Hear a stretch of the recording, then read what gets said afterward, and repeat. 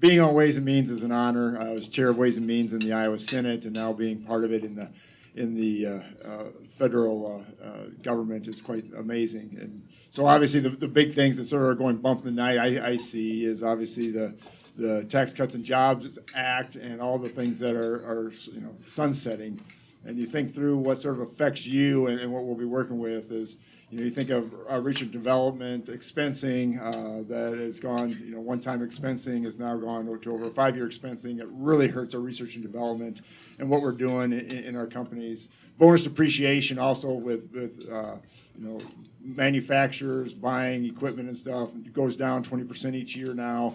That's another big hit, I think, as we try to grow economically, both in research and development and manufacturing technology, that both those things going away is really big. And then finally, that affects many of us, is a 15% minimum tax, and we'll have to see where that plays out.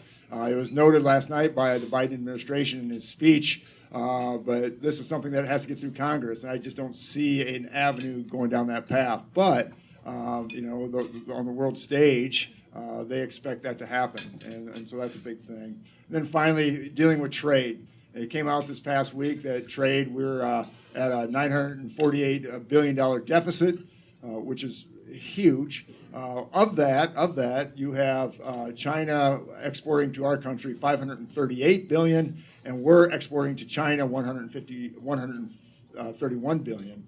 So we've got a lot of work to do in the trade area, and obviously Ways takes care of that, and I look forward to that. And I obviously look forward to working with these gentlemen, and I'll turn it over to my good friend Blake Moore.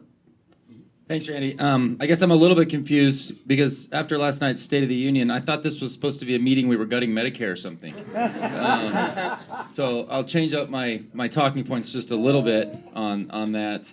I do want to just highlight, I am so excited to be on this committee. You come back to Congress, you deal with a lot of issues, and then you go to one of your first town halls, and you realize, there's 17 other things that a lot of people are concerned about, all of which you may or may not have any control over. But among all of it, every poll we've ever done, every town hall we've ever, understood what people's concerns are, it largely goes back to debt and deficit from Utah's perspective, where we're a state that has been so responsible.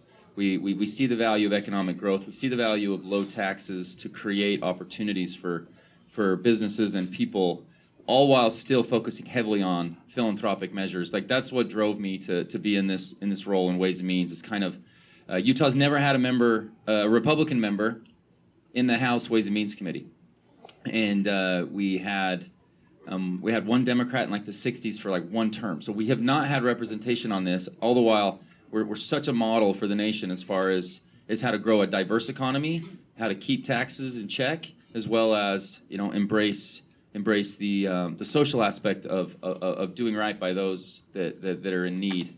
And it's built into our culture. And I go back and I talk about in Utah wanting to take Utah values to Washington. It's a great bumper sticker, and this is an opportunity for me to do so. But I ultimately, as we were all sort of working with the steering committee to get on, we were excited that there was going to be there's going to be plenty of seats for some members.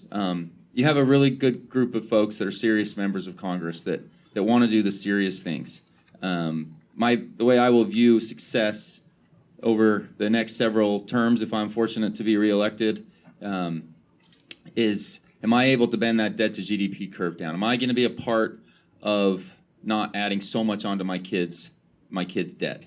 And that's just something that I'm passionate about. And to be able to be on this committee working now on our nation's biggest issue, it's a real honor. And I'll just quickly say, I've appreciated this society since my very first Zoom with you all a long time ago. I did it with John Curtis, and it matters greatly for us to have the perspective of so many out there doing productive things in our economy. We need that perspective. We need you to keep us grounded in what's important, and we do not take it for granted. So thank you so much. So I guess I'm up. The one nice thing is, I've only been here for 15 months.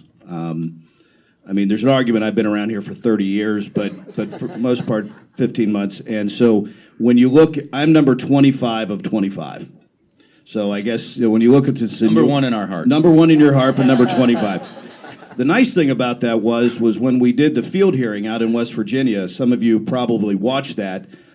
Since I was number 25, you probably didn't get to hear my comments, but when you're last to go with the questions, you're first to go to eat. So I was able to get all the food first.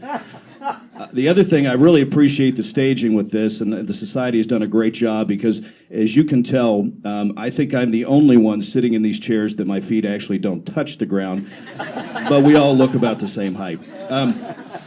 So listen, I just want to say, the fact of going on Ways and Means, Ohio has had a long tradition of having two members on Ways and Means. You go back to the time of Pat Teaberry, obviously Jim Renacci, and then of course with Brad, and you look at Ohio's delegation for many, many years. I mean, many of you have been around here as long as I have. We had some really champions in Ohio. Obviously with Boehner, Kasich when he did the budget was great, but you look at Oxley. Mike Oxley was just a phenomenal guy. You look at Regula, who just did some amazing things. And so I think in Gilmore, and Debbie Price and Pat Teaberry. So we have a long history. And the nice thing about the Ohio delegation, and I think you'll see this across the board with the members on this committee, we have a really good history of reaching across the aisle. And I think if you look at the numbers that we have, and as I think you all saw the 15 votes that we kept going and going and going, I think we're going to have to reach across party aisle. And I think the one thing Jason Smith has done as our chair, and I think he's doing a phenomenal job. I think all three of us were on the budget committee with Jason. The one thing Jason has done is he's moved many of his staff over from the budget committee to the Ways and Means committee.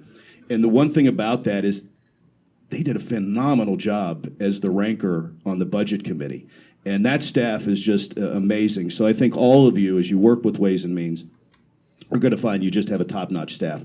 The other thing that Jason's doing, which I think is amazing, and I touched upon the West Virginia hearing, we're going to do these field hearings, which takes us out into real America. The first committee hearing we had was actually in Petersburg, West Virginia. And I think we're going to do those across the country. I don't know where they're all going to be, but I'm going to tell you that's going to give us the opportunity to speak with real Americans in the heartland and on the coast and everywhere in between. So really, really appreciate the opportunity to be on this committee. And as my colleagues have said, we have the 10 members that have just joined this committee. They're thoughtful people.